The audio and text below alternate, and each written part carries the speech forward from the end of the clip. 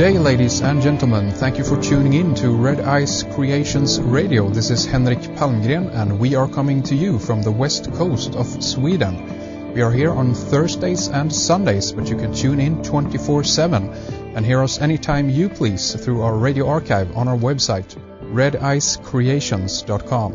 We also have frequently updated news with articles, links to news and research that we consider to be of interest from around this planet and beyond. Our free radio archive extends back a year, but we have a member section on our website, and as a member you'll get full access to our archive that goes back to over 2 years, and also all the extended interviews that we do with many of our guests. This is an excellent resource if you want to dive deeper into many of the subjects that we discuss on this program. We also have articles, members forum, film and video material available for you there as well. You can find much more information about this on our website, redicecreations.com. And for this Sunday's program, we have a new guest with us, a researcher, author and lecturer that we've wanted to get on the program for a long time. We finally have David Flynn with us. He has done some fantastic research and lectures that I hope you are familiar with. If not, we hope to introduce you today to some of his work and give you a taste of some of the new material that he has been researching lately.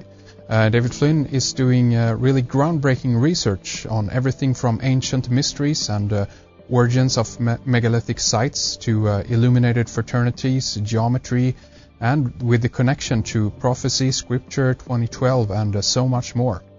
He's also the author of Sidonia, The Secret Chronicles of Mars. We'll talk more about David's books and lecture DVDs later in the program. I also want to mention that David is behind the Watcher website. The URL to this is basically mt.net/ and then it's a squiggle mark, Watcher. And for all those who can't keep up with that, I'm going to have this link on the website on the information page. Also other important articles you can follow along in the program that will all the topics that we'll be discussing here today. On the Watcher website you'll find a wealth of interesting articles and connection, but David has also written for other online magazines, and one of these articles is what we'll begin to discuss here today. We're going to focus on one of David's most recent discoveries on the geoglyphs of Tiahuanaco. This is near Lake Titicaca in Bolivia, South America. And the possibility that this vast prehistoric network of earthworks was built by giants. And this is a very interesting subject, so stay with us as we go through some of the background and set the context for this story. So with that, let's say welcome to the program to David Flynn. Hi David, it's a pleasure to have you with us today. Thank you for coming on. Thanks, Henrik. I'm happy to be here. Excellent. Looking forward to this very much. And as I mentioned there, we are definitely going to dive into this most recent discovery of yours. And we're going to skip a little bit of the standard background introductions, so to speak, today, simply because I want to discuss as much as I can of your research. It's brilliant, and there's so many connections and threads to all of this. So we'll definitely keep busy here for the two segments that we'll be doing. So basically, to kind of lead us into the entire subject here, if you will, David, tell us a little bit about how you made this recent discovery, how you kind of come across some of the material, and how you discovered these very kind of unnatural patterns, if you will, near the Lake Titicaca. I was finishing up the last draft of my book, which is coming out soon. I'm thinking July 1st. And this book deals with the Temple of Jerusalem and Newton's work on it and its centrality in, at least when it comes to the Jewish sages' writings on it. And it's fairly obscure works that Newton has that deal with this temple and its idea of not only a religious centrality, but actually a time centrality, which is very esoteric and kind of astounding. I was able to actually find that there were correlations in history between where a location of a actual civilization center was and its distance from this temple of Jerusalem, and a correlation with time. And this is what the book is about. It's called Temple at the Center of Time, And when I was looking at South America, because I had known that there were megalithic sites there, especially Tiwanaku, Ollantaytambo, Sacsayhuaman, these places in Peru and also in Bolivia, I thought there would probably there'd be a correlation there also. And so I took Google Earth, which is it's actually amazing sort of program, and I think if Newton were alive today, he would have been completely blown away by the actual facilities we have now with the World Wide Web and computer programs that you can have for free or with a song that would have cost a king's ransom to do in his day, like even programs like for working through the Bible, like concordances and actual lists of languages that you can find now at your fingertips. Those things a scholar had to understand perfect Latin, they had to understand full Greek, full Hebrew to actually go through the Bible. Now it's easy to do. You can just go into online and find these things out. Yeah. So on Google, I found that they had actually upped the resolution of the maps that they have, and it was actually fairly recently. It was only in April of this year. Mm-hmm. That they increased the pixel resolution of the maps, especially around Lake Titicaca. And I had zoomed in specifically over the megalithic site Tiwanaku, and there happened to be some strange patterns that radiated outward from it.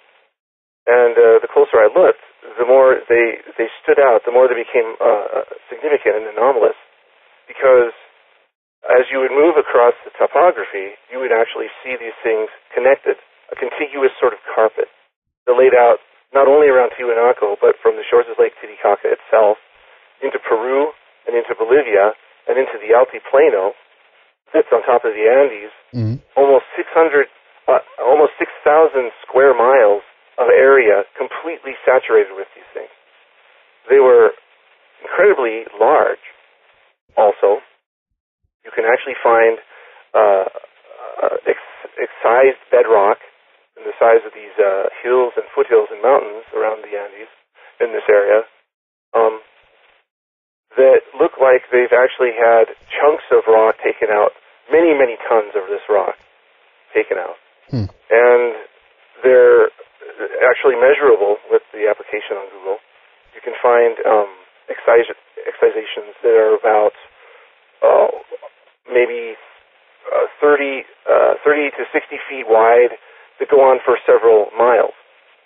And this is in rock and other detritus of the area. These things are completely anomalous in addition, because the area is 13,000 feet above sea level.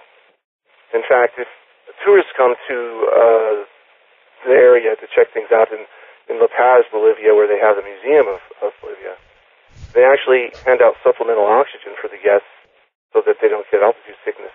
They stay overnight. Right.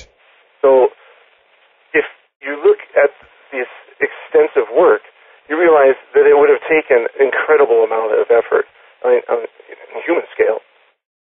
Many, many thousands of people over perhaps hundreds of years to do it.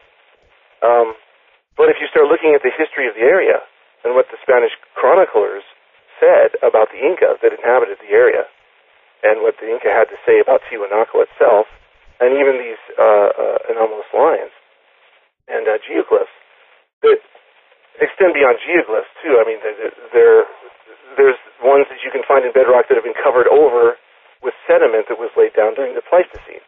So that means that they were actually laid down before the Pleistocene, which goes back 13,000 years, because the geology of the areas is pretty concise. So what happens then is that you have to pay attention to what the earliest people that we know of, that we actually have a record of, that comes back from the Spanish chroniclers, what they had to say about the area. And basically they just say that the area had been inhabited from a time before the earth was destroyed, at least 2 times. And they even talk about how one of the destructions was caused by a small moonlet that the earth had, and it had 2 at this early point.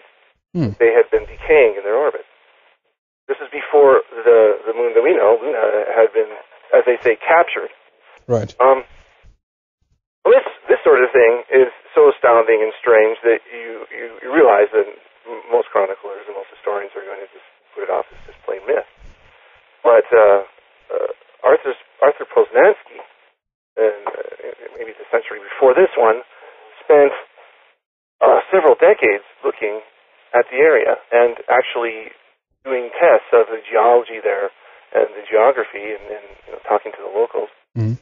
And he found that when he was doing some excavations of Tiwanaku, he found that the detritus that was laid over that area was indeed laid down in the Pleistocene era, and that there was actually incumbent layers of this detritus that held seashells and marine fossils, and underneath that, lignite of ash and charcoal, and evidence of a great immolation or conflagration of the area. Something so horrific that it seared the ground. But this actually fits into what the Spanish chroniclers picked up from some of the Inca priests of the area, that the area had been completely destroyed, not just by water, but also by fire, and that the great god Viracocha had created all humanity from that point, and from Lake Titicaca itself, and that the actual city of Tiwanaku was incredibly advanced, akin to what Plato had written about Atlantis, and that it had been built in only one night. And that when it was built, it was actually built to somehow commemorate the race that was soon to be destroyed by this moon that was coming into, it had reached its Roche limit, and it was fragmenting and was coming into burn up in the atmosphere. What's really interesting is that one of the translations of Tiwanaku itself is City of the Moon. And the huge stone ashlar that sits at the temple there has many of these embossed reliefs on its surface, and Poznański thinks was a calendar, actually tells the same tale of this moon crashing into the Earth and the capture of the other great moon we have now, and that there was a great flood, and that there must have been a period of incredible uplift of the Andean range at the time this thing was built, because what Arthur Poznański also discovered was that Lake Titicaca was not just an inlet lake. It's one of the highest lakes in the world. It's certainly the highest navigable lake in the world. But it has seahorses in it. The fish that actually don't survive in fresh water at all. They somehow adapted to this fresh water environment. And what he thought was that the area had actually been at one time at sea level, and that Lake Titicaca was just an inlet.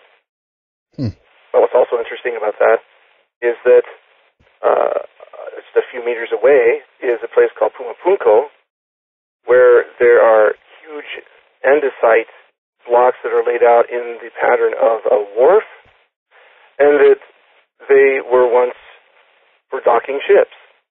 Now they're covered with almost 6 feet of sediment. So Poznański put all this together and wrote his books on this area, and was pretty much summarily dismissed in the academic circles.